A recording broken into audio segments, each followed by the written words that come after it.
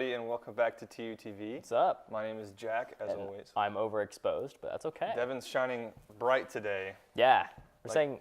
Because last week he had a holy experience, so now he's been glowing ever since. Yeah, it's been kind of quite the revelation. Yeah, good for him. So took a hike to Tibet. That's all it took. Just a quick little hike. So yeah, we were off last week after the live stream. Yep. How do you think that went? I thought it went pretty good. Yeah, I had a good time. It was pretty fun. It was fun. Yeah, but in the meantime, it's been cold. Cold. AF, as the kids say. Cold. It's been really cold. Just miserably cold. It's March. Spring break is in 2 weeks, and it's still sub-30s. Yeah, we had the day off yesterday, and you're a commuter, so did you actually come, or did you see the email? I saw the email, and what was funny is I was up all night with the entire group chat of freshman class, just spamming the admissions with emails. So Nice. All right, folks, we'll have a great show for you lined up, so see you in a little bit.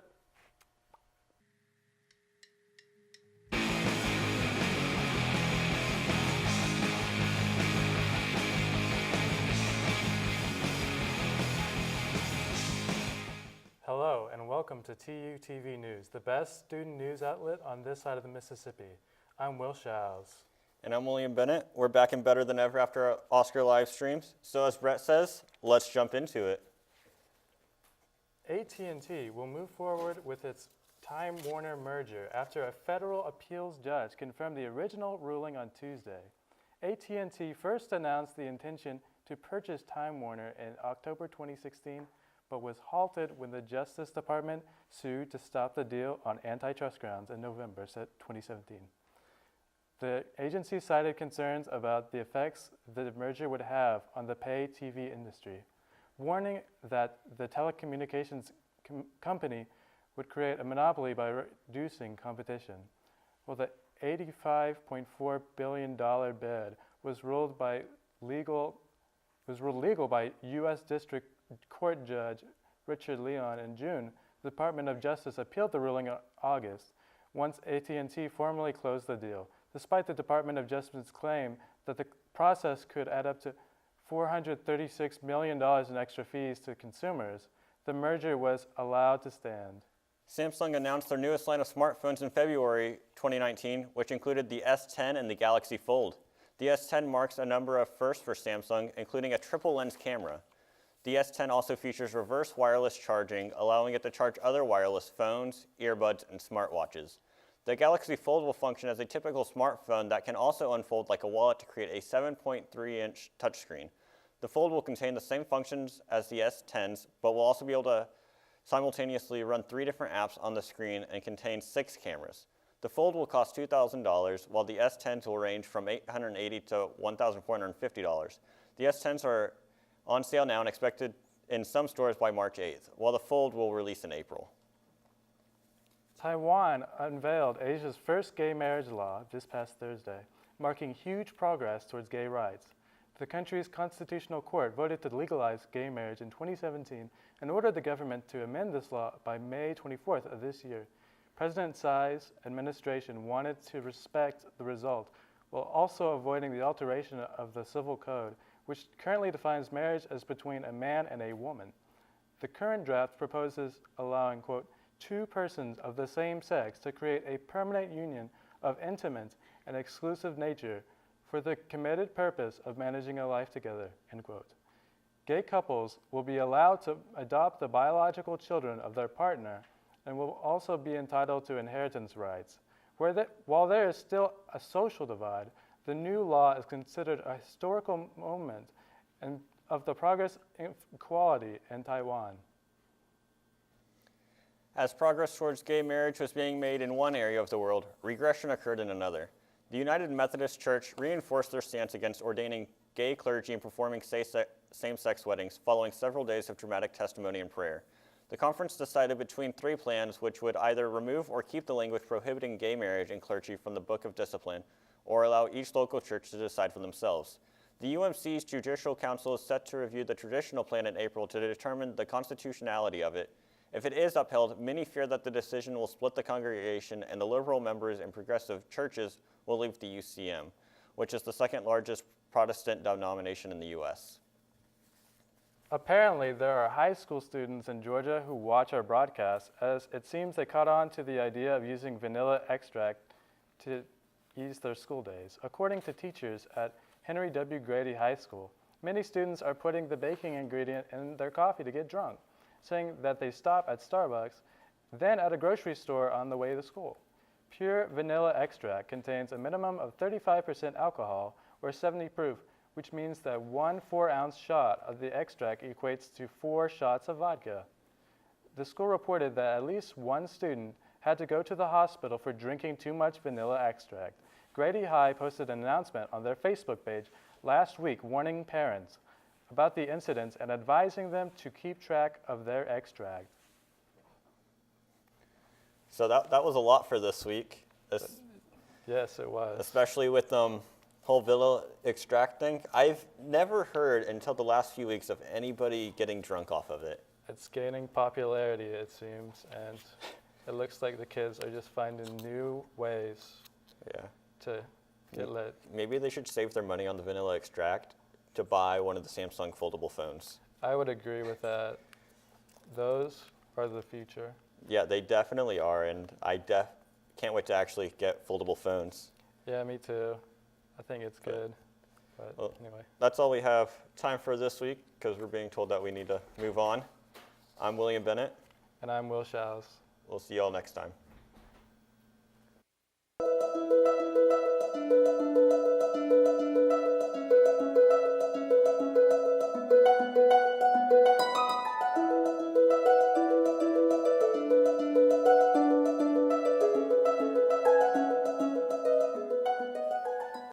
Hello. Today we're here. Our interview guest is Sammie Hottel. She's a longtime member of TUTV.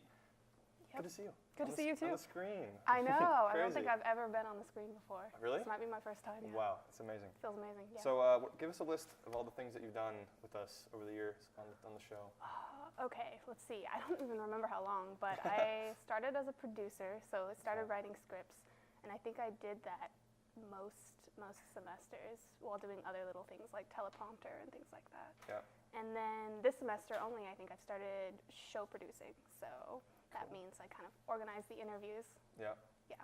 So you organized yourself today. Yes, I did. Congrats I did. on that. Yes. You got a great poll. You got a great guest today. I'm really Yes. proud of you. Yes. I know. I know. I emailed myself and was like, "Hey, can you be here?" Can you make some Yes. time out of your day? Yes. Please. It was great. That's exciting. So now that's the reason that we got you up here today is that this is your last year. This is your last year. You're a senior. It is. So you're going to be heading out. It's really sad. Yeah. So As if you always. don't mind looking back on some of the things, some of your favorite events / clubs or things you were a part of on TU that you're gonna be missing. Well, of course, TUTV. Good one. Naturally, I'm Good gonna idea. miss that. Yeah, I'm gonna miss all the crazy. Yeah, I'm gonna miss Tulsa. I think. Yeah. It's weird to leave Tulsa or to leave Oklahoma, Yeah. but yeah, it'll be interesting. Yeah, really enjoyed being at TU. I've done some different things. I've done TUTV. I've been involved in TU Treks and things like that. Cool, yeah. It's been a lot of fun. Yeah. That's exciting. So now that you're going to be heading off to the big wide world, do you have anything lined up, like grad school or something like that you're thinking of doing in the future, or? Yeah, so I've applied to 4 grad schools. Okay. So yeah, I've gotten into one so far, and then flying out to interview to another one tomorrow. So Sweet. so Where yeah, at? they're all kind of rolling out. The one I got into and the one I'm interviewing are both in LA. Ooh, Yeah, so it's exciting. exciting. So yeah, they're all Big city. MFAs in film production, film and television production. Okay, So cool. I guess LA makes sense. It does But make yeah, sense, yeah. But That's I awesome. also applied to one in New York and one in Austin. So yeah. Big cities, big so deal. yeah, all across the U.S. If you had Yeah. like a favorite, like of those 3 like city locations that you think would be your favorite, what do you? Oh, do you I don't think? know. So, I mean, I really would like to go to NYU just because of the school, Yeah. but I don't know if I like New York. It sounds cold. So It's a little cold. It's a I little dirty. mean, yeah. So LA, I don't know. I feel like LA would be more similar to Tulsa in some ways, like, or Yeah? I don't know. How Just, so? Like more spread out. Yeah, Yeah. that makes sense. Yeah. Very spread out, but still a lot more people. Yeah, definitely a lot more people. Yeah. A lot So- more palm trees, things like that. Yeah. Yeah, that'd be cool. Yeah. So what exactly, like the grad schools that you are going to in the job, for a job in the future, is there something specific that you'd like to do with media production, or just kind of keeping your eyes open? I mean, ideally, I'd like to just jump out of grad school and just make my own films whenever I want to. That'd be awesome. But that's probably not going to happen. So yeah, I mean, I'm interested in production, the production side, and I'm interested in like narrative filmmaking Okay. most of all. Right. I remember, Yeah. who was it? One of the professors I interviewed was talking about that earlier. I think it was, Yeah. I forget who it was. One of the film professors. Yeah. Oh, like was it Van Hagen? Like Yes. Like the pure cinema. Pure yeah. cinema. Yeah. Yeah. Some of That the pure purest, stuff. the pure stuff. I don't know, or just any stuff. Yeah. Yeah. That's cool. Not picky. That's awesome. But yeah. Yeah. So where was it? What grad school did you get into? Which one was that? I just got into LMU, which is Loyola Marymount. Okay. Yeah. So yeah, I've heard of that. it's a smaller school, and then the one I'm flying out to tomorrow is Chapman University. Cool. So yeah, it's exciting. Awesome. Yeah. So you're not gonna take the route that was it Alex did that last year? Was driving the Planter's peanut truck around, or was that the hot dog? Oh yeah, that's probably a cooler plan, honestly. I was impressed by that. If you guys go check out the old interview Yes. Oh with my gosh. Alex talking about what he's planning on doing after school. That's probably the best one that's happened. Do you know what he's up to nowadays? Probably still driving that peanut truck. I really hope somewhere. so. Yeah. Hope he comes Probably back. in Russia somewhere doing something. Yeah. Yeah. So this is kind of like a random one-off question, but like if you had like a dream like project to work on, like a certain film, what do you think it would be? Like someone you want to work with, or a film you want to work on, or something like that? I don't know. Probably want to adapt some books, just like take Okay. my favorite books and just adapt. Yeah. Like which ones? Actually, yeah. I don't know. I think my dream job would actually just be to be like a producer, just to order the films that I want to make. Like, Right. someone make this because I want to see it. Please. That would be great. Make Like, this film for me. I think it while would I be sit good. in an air-conditioned office and think about it. Perfect. Perfect. All right, That would be Sammie, the deal. Yeah. thanks for coming out and talking Yeah, with us. thanks for and, talking to me. Have a good one. See you Yeah. later.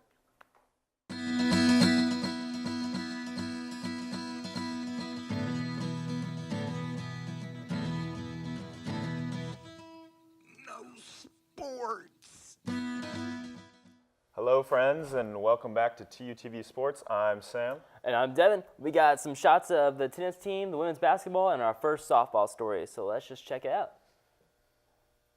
The Golden Hurricane men's basketball team endured a trying end to February. Tulsa hosted Wichita State on Wednesday, February 20th, hoping to extend their win streak to 4 games. The Hurricane came out flat and could not do much on the offensive end. The 81-60 defeat at home to the Shockers was followed by a tight loss at Temple the following Saturday. Hayes Bunch got the chance to face Tulane and ECU once more, picking up 2 more important wins to build momentum. The defeats effectively ended Tulsa's chance of an NCAA tournament at large bid, though they could still qualify by winning their conference tournament. The Golden Hurricane have 1 regular season game left prior to that, this Saturday at Memphis. The Oklahoma City Thunder continue to push toward a high seed in the Western Conference playoffs. After beating the Jazz in double overtime shootout, OKC dropped their next 4 games. The stretch included defeats to tough teams in the West such as Denver, San Antonio. The Thunder seemed to be heading for a 5th consecutive defeat on Sunday night at home against the Grizzlies until OKC clawed back a 13-point deficit in the final 7 minutes to beat Memphis. Westbrook had 12 of his 22 points in the 4th quarter. George seemed to be hindered by a shoulder injury in the loss to the Kings, so he has not played in their last 4 games. Next up, the Thunder will travel to Minnesota on Tuesday night before a trip to Portland on Thursday. The Tulsa women's tennis team has been on fire recently. The Golden Hurricane went to Bozeman, Montana this last weekend and claimed 7 sweeps against Montana and Montana State. The ladies then hosted Purdue this weekend at the Case Tennis Center. The Hurricane beat the Boilermakers 5-2, featuring an upset of one of the nation's best by Martina Okolova. The men, however, are in a bit of a slump. They have lost their last 5 matches, though 3 have been against nationally ranked opposition. The women travel to Norman on Friday to take on Oklahoma, while the men host Oklahoma State here next Wednesday. The Golden Hurricanes softball team has had a busy preseason.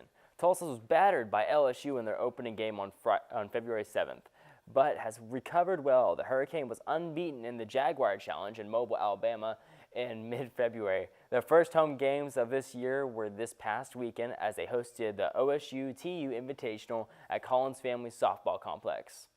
Though Tulsa dropped their 2 Friday games, they claimed an 11-3 victory over Syracuse on Saturday. The rest of the tournament was canceled due to cold weather. The Golden Hurricane will play at the OU tournament on Friday before their first regular game of the season on Sunday. So March is here, Devyn. That means March Madness. Are you excited about that? I'm pretty excited. We're both working it for the Tulsa one, right? That's right. That is exciting. We got 2 games at the BOK Center, right? That'll be fun, yeah. No update on the teams yet. I don't know. Think Tulsa. What are we thinking? That'd be cool. You never Tulsa know. play in their You never hometown, know. yeah. That might be an unfair advantage. All right, well, Devyn, let's wrap things up. I'm Sam. And I'm Devyn. Thanks for watching TUTV Sports. Bye. Welcome back, students. I'm happy to share this week's events with you. I'm your host, Sam, and this week we have, on March 6th, come out and watch Spider-Man Into the Spider-Verse with TU Film Club at Lorton Performance Center from 6 p.m. to 9 p.m. There will be free Chick-fil-A. And on March 7th, from 7 p.m. to 9 p.m., why don't you jump in on a panel discussion called Gun Violence as a Threat to Reproductive Justice in Tyrrell Hall. Then, what are you doing on Saturday? Come out to Bollywood and You, hosted by the Indian Student Association from 6 p.m. to 8 p.m. Well, that's all I have for this week. Go and be great.